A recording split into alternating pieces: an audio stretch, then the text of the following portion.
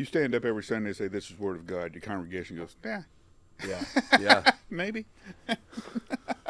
I'm not sure yet. Yeah, exactly. Yeah. I've heard 8 truth claims on the way in this morning. Yes. And I'm balancing all of that with what you just said. And Yes.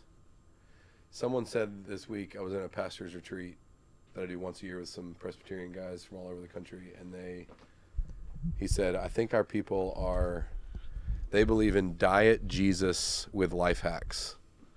Yeah. Like, as long as Jesus can help me maximize my life, I'm great with him, but I don't need the full Jesus or what he calls me to. If he's not making my life feel good, then I'm not real interested. If he becomes inconvenient, The moment that happens, then I'm out. I'm going to rethink it. Yes.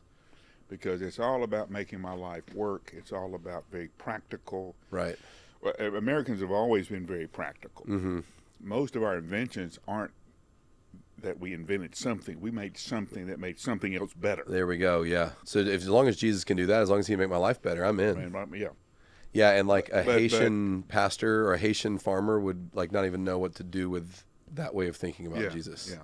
They'd be like, I have to have Jesus to live. Right. Yeah. And the first century church would have just, Right. What are you talking about? that you'll think about what the Lord asked you to do. you know, excuse me. You know. Yeah. It's true. Yeah. We're not recording yet, but I kind of want to interview you on some of that. Because how much would you say, how much of that dynamic of the American church shift, change, morph, grow in your life of being a senior pastor? Oh, well, it went from expository preaching, which everybody was an expository when I was little. Right. You opened the Bible. Right, we're going to walk through. We're going to walk through the book, or we're going to do the parables, but there was always a link of of biblical. Here's the text. Here's the text. Let's talk about the text. Let's talk about the text. Right. Then we had the mega church pastor come on the scene, Schuler and all of that. And Schuler was famous for saying you can't grow a church talking about theology. Okay, that was one of his texts. Right. So you had those kind of folks who would say that the need for preaching now is to be very practical. Yep. Fosdick was the patron saint of that. Interesting. In that he would walk around with a notebook in his pocket. And whatever his people talked about that week, I got to preach to that thing. That's what he would preach. So his sermons were always in response to that congregation. Right. There's some validity to that. Sure. I mean, anything taken to any extreme falls apart. But his ability and his emphasis on listening to your conversation with your people. Right. Because, to be an effective preacher, it's not only the exegesis of the text, it's the exegesis of your congregation. 100%. Yeah. And the good sermon and the good preacher brings those two moments together and in a way that is transferred into life change. Yes. For your but did you watch your people over how many years you remember about? It was 30? Yeah, I was 32 years. 32. So in 30 years, did the dynamic of what people came in wanting to hear more and more of change? Yes. Interesting. Social media changed all that. Here's what everybody else is talking about. So why aren't you talking about it? And you've had 3 tweets. But everybody else is talking about this. Right. And then the more polarized it became, then the more that you were, I got yelled at. This is somewhat of an exaggeration, but not quite. It wasn't exactly on the same day, but it was certainly the same week. I got yelled at because I didn't endorse Trump as a president, and I didn't endorse anybody. That was not. Right. My thing is, God has made Jesus king. That's what you need to hear. 100%. The rest of it's irrelevant. You're Presbyterian. So, look at that. So with that, but I got mad. Some people got mad at me because I didn't endorse Trump. And then somebody got mad at me because I should have denounced him. Totally. That he was flying the Christian flag and he wasn't Christian, according to them. Both sides are mad at me. And it's right down the middle now, 50-50. We're a very purple church, blue and red. We're down the middle. Same thing. We didn't endorse a candidate, and we had people that were mad that we didn't, and people that would have been offended had we. And same thing. What I'm curious about is, and we talk about Jesus the King. That should affect all of your life, politics and school choices and how you spend your money and all that stuff. But what I have wondered if we've missed, and I don't know that I know how to do this well, but I don't want to talk about politics or endorsing candidates, none of that. I'm glad we have a purple church, but I do think our people are wondering, how does the kingdom and the gospel and Jesus shape how I talk about those things when I talk about them at the water cooler and on family vacations and with my neighbors.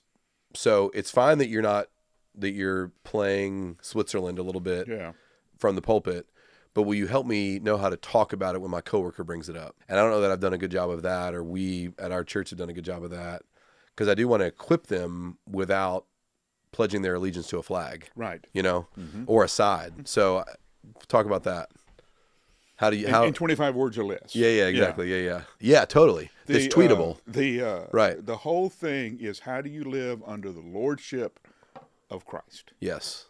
Okay. And everything, I used to laugh because couples would come to me and go, hey, we want to get married. Once you do the ceremony, and I'd sit down with them and I'd go, okay, tell me where you were when Jesus gave you permission to take this relationship to the next level. Okay, you would have thought I was speaking a foreign language. Right. What? What's Jesus? Whoa. Right. You both belong to Jesus. Right. You can't do anything without his permission. Right. Much less get married. Right. Because we believe in the Christian tradition that the marriage celebrates the whole gospel. Right. Is living evidence of the kingdom. So tell me where you were when Jesus said, this is my will for you. This is what I'm asking you to do. Follow me. Yeah, follow me. And obey me here and marry this person. Right. Yeah. And they would have thought. But I love her. One, you don't know what love is. Right. And nobody does at that age. Right. But so it's everything's under the lordship of Christ. And everything is out of love of neighbor. Okay? So I think someone talked about the greatest commandment one time. I think Jesus just gave us a handful because he knew we couldn't remember anymore. But what happens in a situation, tell me what to say at the water cooler, usually gets translated here in Middle Tennessee anyway, to tell me how I can be right at the water cooler. Totally. Right. Okay. It's not about being right. It's about being loving, and it's about being righteous. That's right. So good. You can, dang, Mike. Christianity is like math. You can get the right answer, but if you do it the wrong way, you lose all points. Right. Totally. Yeah. And now if it's about loving under the lordship of Christ, loving God and loving neighbor, being right's not even, what are we even talking about? That's not even, right. It's not even in the same category of what we're talking about. It's not relevant to what we're talking about. I was in Scotland last fall speaking at a thing. As a good Presbyterian. That's right. Thank you. That's right. John Knox. And it was great, but it was the weekend of the presidential election here last fall. It was early November. Mm-hmm. And so it was global news when Trump won, but some of the pastors over there were asking me, what do I think about that? And I was talking about it and how will that affect your church and blah, blah, blah. We were talking about it. And I asked them, I said, and there were some pastors there from all over Europe. It was a Europe church planter gathering, but it was in Edinburgh, and there was a lot of Scottish people there. And they were like, we don't even have a category for talking about politics from the pulpit. Like it doesn't happen here. Right. Some of that's because of your two-party system. It creates divisions. We've got a 5-party system. There's 5 candidates. They're all over the place. Mm-hmm. So it's not evident what the church is choosing. But to talk about a political candidate and the gospel would be like talking about your favorite cheeseburger and the gospel. It's like, this doesn't even... Right, it's not a thing. It's not a thing. We are unique in that our people, our congregations get a say. Yes, that's true. And their vote is counted, and it does matter. And not only in presidential elections, but mayors and governors and people who make decisions, city council members, and how we actually live. Right. And it's important that this person get on the city council for the health of our schools. Right. And that kind of stuff. So you do have to come with some kind of, as Jesus says, wise as a serpent, gentle as a dove. There's a way to live in the world as a believer. Yes. Without putting ultimate stakes on everything. Right. If Trump gets elected, the country's going to hell. If Trump doesn't get elected, the country's going to hell. Right. Probably not. You know, we've had these moments before, and and somebody told me, the assassination of Charlie Kirk. Yeah. Tragic as it was, people came to me and said, "Well, this is going to be a turning point." Right. I said, "Well, this is about my 6th turning point." Okay. It's so true. When Russia put a satellite in space, that was a turning point. Right. When John F. Kennedy was killed, turning point. Martin Luther King, turning point. Right. Another turning point. Right. The advent of the phone, turning point. Right. Everything. We've had a lot. We've turned around several times. And I think Jesus' kingdom is still here. Still here. Still here. His church is still being built. I was reading in the Psalms in my own personal study, and it said the foundations of the earth are fixed. Ooh. Just that one sentence. The cement's not wet. Yeah. No, it's on that. Done. Right. It's done. And you can dance, but you're not moving it.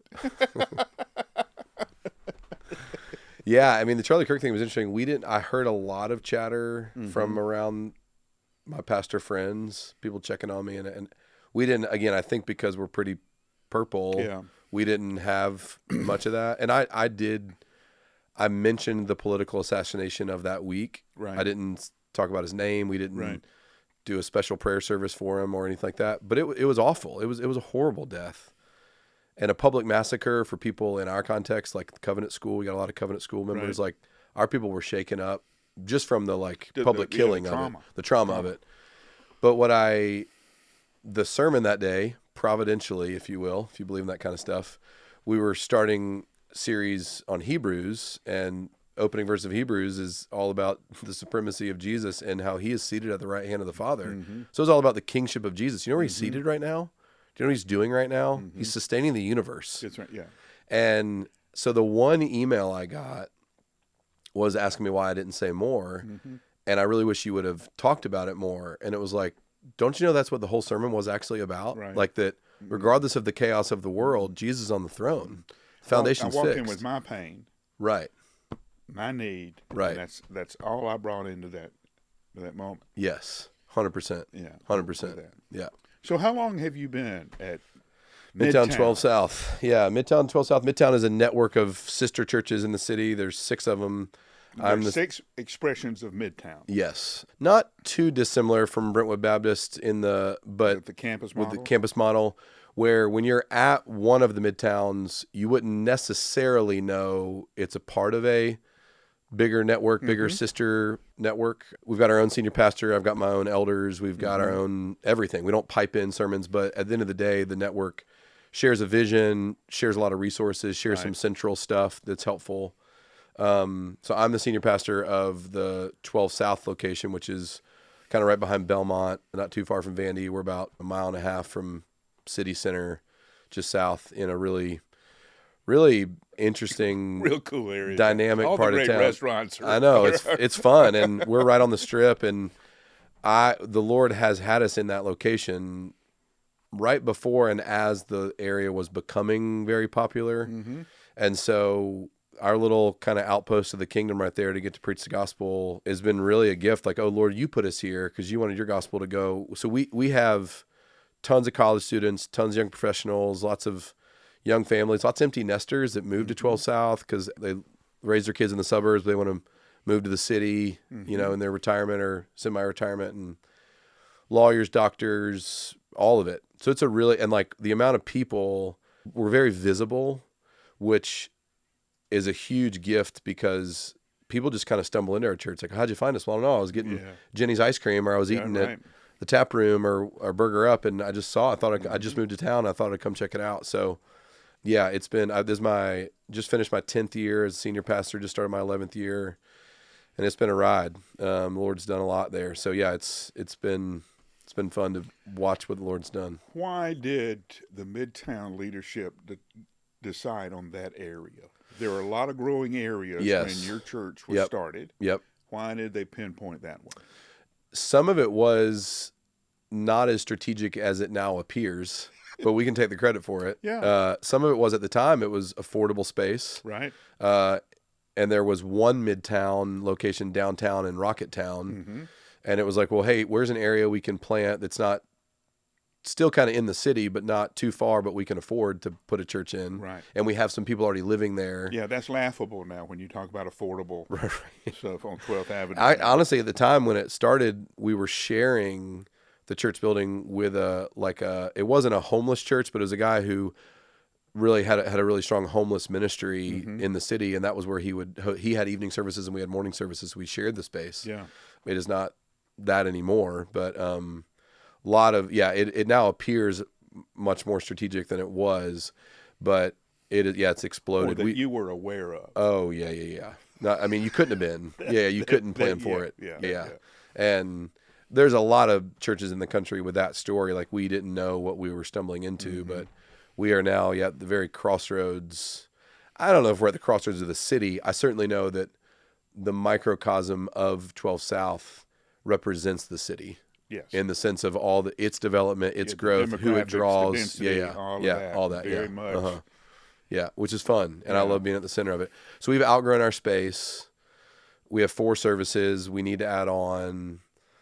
We need to own our space. We've put an offer in. I'm hopeful that we will be there long term.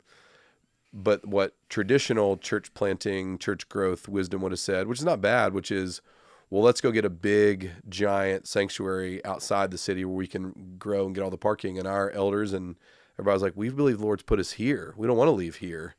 We can't afford it. Elders. Yes. Some wise elders. Yeah, which is really sweet. So, and I love it too. And it's not wrong if we had gone to, Madison or something and gotten a big space to fill all the seats, but that's not what we don't believe that's what the Lord has for us to do. You would have changed your demographics. 100%. Yeah. You would have changed the character and essence of the church. So I'm sure you've seen this, but the Operation Andrew group that's doing the state of Nashville, what's the spiritual state of things in Nashville? Nashville's higher per capita than any other city in the country, New York, LA, Seattle, Dallas, everywhere, for the people that would identify this way, spiritual but not religious. Right. So we are kind of the epicenter of the deconstruction movement. People who have been disenchanted by Jesus. I had a history with Jesus. I got burned, or I saw the church full of hypocrites or whatever. I'm out. And some of that is the artist town. It attracts that. But some of that too is people that are moving here from Chicago and Des Moines and New York and Birmingham and everywhere else. They feel like they have a home here with other people who are spiritual but not religious. Like I may be interested in spiritual things, but don't put me in a religious box. Yeah. Don't tie me down with Jesus or anything like that. Yeah. So but I love Jesus and respect Jesus and honor Jesus. Yes. But I don't really want to be associated with his people or his church. Yeah. And so what we get a lot of people that, and I really do feel a heart for this. I would love to re-enchant you with the real Jesus, not the Jesus that your parents told you about or the Jesus that you thought you knew, but let you down because you suffered. Yeah. Let me, there's an old story because pastors have to talk in metaphors. And I don't even remember where I got it, but this is not original. I stole it from some book. This guy in suburban Ohio invented some kind of appliance. I think it was a toaster. And he invented a feature on it back in the 50s or 60s. It was better than the standard toaster from Sears. And so he starts making a couple in his garage. His neighbors start going, man, that's the best toaster we've ever seen. You got to sell that.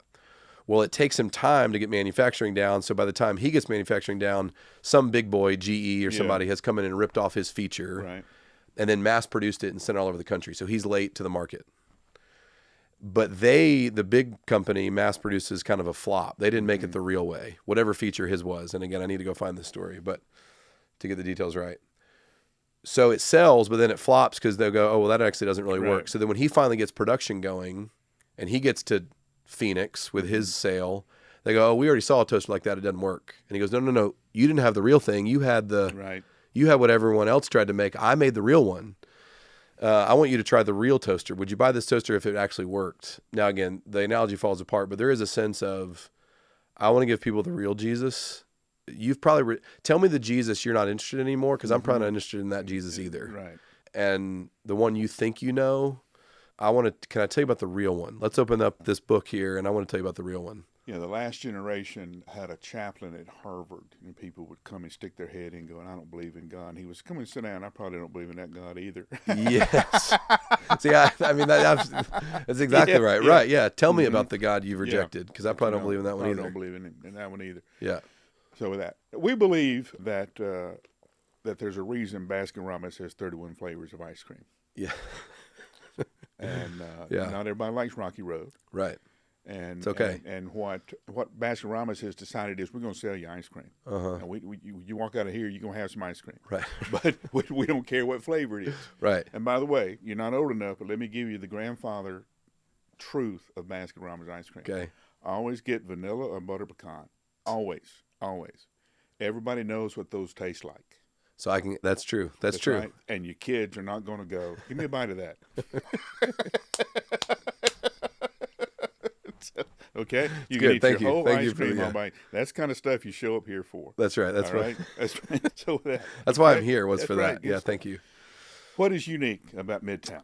What's our flavor? Midtown Avenue South. Because you're even different from the other Midtowns. The other Midtowns. Yes, that's true. Yeah. Midtown 12 South, that's a really great question.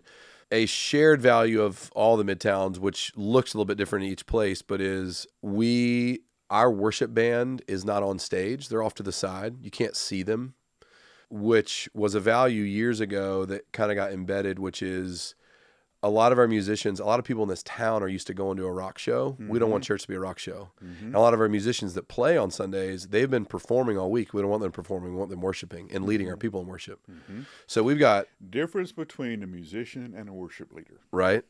A lot of musicians in Nashville. Not a lot of worship leaders. Not a lot of worship leaders. Right. That's exactly right. He's been in this town a long time. So one thing that people most comment on, or one of the things they comment on the most when they walk in is I was struck by how you did worship. It's not, there's no lights, there's no fog machines, you don't really get the sense of, wow, this worship, incredible show. Mm-hmm. There's churches that feel that way, that I know they're worshiping Jesus, the same Jesus too, but that's Rocky Road and we're mint chocolate chip, or whatever. That's one thing. I think that we're a pretty program light church, meaning we focus on a couple things and we try to do those really well. We have men's ministries and women's ministries and we have small groups, but we have found a lot of people coming in really appreciative of, for lack of a better term, simple church. Yeah. It's, one of the things that we did at Brentwood is a long time ago, we did a survey of all the times we asked people to come. Yeah. And we found out we were the most anti-family organization in town. Yeah, totally. Because we wanted parents up here on Monday night. We wanted students up here on Wednesday night. We wanted children up here on Thursday. You hate our family. That's right, yeah. So, and the whole time I'm preaching, parents, you have to disciple your children. Well, when? Yeah, and there's an element of that we still have to be careful of. And I want people to, like you said, lordship of Jesus, like take Jesus seriously and following him. So if we're doing something, I hope you come. Right. And we do stuff during the week every so often, but there is a reality of we want to give you the real Jesus in a simple way, a disarming way. And I want you to leave here having been changed by him so that you go back out into your hospital or classroom or living room or boardroom knowing you're a member of a different kingdom. And how are you bringing that kingdom with you where you go? You're not bringing Midtown with you where you go. You're bringing Jesus because he's sent you there. So I think it's all of life is mission is another feature of our flavor, maybe, that you don't. In fact, we tell people all the time, I hope you give to this church. You should give to the local church, tithe. I hope you give to lots of things in this city. Don't give here and have us go give to those things. Mm-hmm. You go give to those things. Mm-hmm. So we're pretty stripped down from a program standpoint, and I think people have appreciated that. Anytime we talk with a church, what we ask them is, tell me the God stories. Ooh. Tell me those stories where God showed up. Man. And to say, if you really want to understand this church, you have to understand this story. A couple just popped into my mind. I would actually love just personally to ponder that for a while. It's like an Ebenezer's. Like it's good for God's people to remember. So I need to remember. I mean, there's countless marriages and conversions and things I've gotten to watch the Lord redeem and restore. The one that comes to mind, first one that came to mind, we have a woman at our church who had started a ministry to human trafficking victims. which usually ends up looking like prostitution in this country and in this city. It's called NAHT, Nashville Anti-Human Trafficking. Mary Trapnell, she's wonderful. And this was 2018-ish. It was just kind of getting off the ground. She had done some work. And this is only a story the Lord could write. So she and her husband and her family have been coming, and we were supporting her ministry, but they were kind of over off Dickerson Pike and Nolensville Avenue, Nolensville Pike, and where Murfreesboro Pike, where some of this darkness takes place, rescuing girls from bondage, literally, that they couldn't get out of. It was Advent season. We were preaching Advent that year. Nashville is kind of strategic in the sex trafficking trade because of the interstates and everything. And the high refugee immigration population here. A lot of trafficking. It's a thoroughfare, yes, 100%. So that Advent season, we were preaching through what we called the mothers of Jesus, the women listed in Jesus' genealogy. We were preaching their stories, and then how do they connect us to the Messiah at Christmas. That day, I was preaching on Rahab, who's a prostitute from Jericho, and getting her into the gospel kingdom story, and then to Jesus. Mary Trapnell texts me that afternoon, says, "Hey, are you okay if I bring like a church van full of prostitutes, of Rahabs?" She didn't know what we were preaching on. Yeah. She said, can they come to the evening service tonight? Which is our most kind of disarming service. It's its own vibe, and a lot of skeptics and seekers feel very comfortable with that service anyway. But I said I would love it, and I hadn't connected what I was about to do with who was about to sit in front of me, but there were 2 rows of prostitutes sitting in front of me, and I got to talk about one of the mothers of Jesus as a prostitute. Do you realize how much Jesus loves prostitutes? You know who some of his ministry was to? Why do you think Jesus had a heart for prostitutes? Like one of his great-grandmothers was one, and she got brought into the family. And the pastor line after that service was one I'll never forget, getting to look at women who had been beaten up by the industry and by the world and tell them there's a Jesus that loves them. And we've got 3 or 4 of them that are now members of our church. Now they've gotten clean and gotten off the streets, and they got jobs, and one was there on Sunday night and gave me a giant hug. And it's like, that started about 7 years ago though. That I'm like, I don't know if we're doing anything right. I know if prostitutes are coming to faith, that's almost biblical. Yeah, I feel like it, but there was enough going on, and you know this pastorally, and I know the pastors listening to this will get this. There are just seasons where you feel like, am I doing anything? Is anything mattering? I don't even know if I'm fit to do this role. Right. And the convergence of that sermon with that crowd and the state I was in was like the Lord saying, hey, I see you. So that feels like a God moment, not just for our church, but for me. I needed it. So what keeps you up at night? I've got 5 kids, so literally 5 kids keep me up. Yeah, 5 kids. I had 2 to 12, so they keep me up at night. We know what causes that. That's my favorite part. Yeah. I've got great kids. If you're gonna have 5, I would recommend mine. They're great, but there's many days where I feel like we've got 4 too many. So my kids literally keep me up at night. But I think on the pastor side, or the state of the world side, I don't, like you said, the foundations of the world are set. Jesus said he will build his church. I'm not, gates of hell will not prevail. I'm not worried about Jesus and his church. Our church, the one that the Lord's called me and our elders to lead, we're in a building crisis right now. We're out of space. We need our space. That I lose sleep over that. The anxiety of Lord. What a good problem to have. It is a great problem to have. Thank you, Jesus. Yes. If you're going to give me a problem, give me this one. You're right. Thank you. I needed that. I'll take that as a laughable rebuke. I need that. No, no, it's true. You're going to have trouble. It's true. You don't get to make that choice. That's true. But the problem you have is too many people. Right. Not enough space. Right. Not enough parking. But what I do with that is I can feel really insecure. I'm young. I don't feel young with 5 kids. I'm almost 40. But I feel like in my youth, my inadequacies as a pastor and a leader, I don't want our people to have to suffer because of that. Like, have I not been a good enough leader to be able to lead us through these kinds of building crises or missional crises, or where are we taking these people? And I might be a fine preacher, and I'm an okay pastor. We got a great team, but Is the church going to suffer because of my inadequacies? Which is really, I could call that shame, but shame is really pride's cloak. I'm only shameful because I'm prideful, that I have higher expectations of myself than the Lord would say he's demanding of me. So, but that I can be anxious about, I don't know if I'm fit for this. And do I have the gifts and the chops to lead a group of this size and a church of this size? I can feel that way. Not always, but in a building crisis, I can feel it. In the early story of the church, it's always tickled me that Luke knew Peter and John. He was their friend. Yeah. Okay. And so he writes about them when they left the Sanhedrin. Yeah.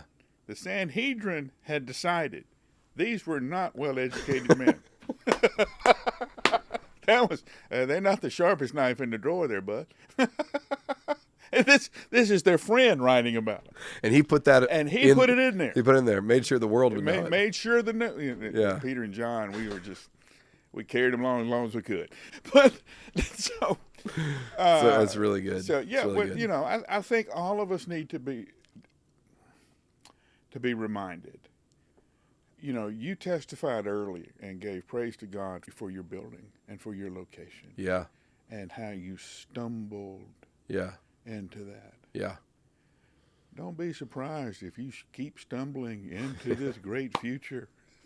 Amen to that. that God has been waiting on you stuff. You know, and it's the old really Gideon good. thing. Now, you get too many people. You know, We're going to take some of that away. Yeah, I'm going to take that away so you know. So you know. Me. You know. Like, you should be a preacher, man. I don't know what you're doing. That's really good. Stuff, so. Yeah, like the insanity. I'm this is hitting me right now as you say that, of like, we didn't strategize for the state we're in. We were just faithful. So what makes us think that we have to strategize for the next phase? Maybe we can get enough dots here, we can draw that line. This is Elliott Cherry. He is a good guy. And if you are in the Midtown 12 South area and looking for a church home, let me recommend Midtown 12 South and this pastor, Elliott Cherry. He's the real deal. Thank you, Mike. He'll do you so good. I'm Mike Glenn. This is Engaged Church Network. We thank you for joining us. Hit like and subscribe on your way out. That really helps us. Thanks for being with us.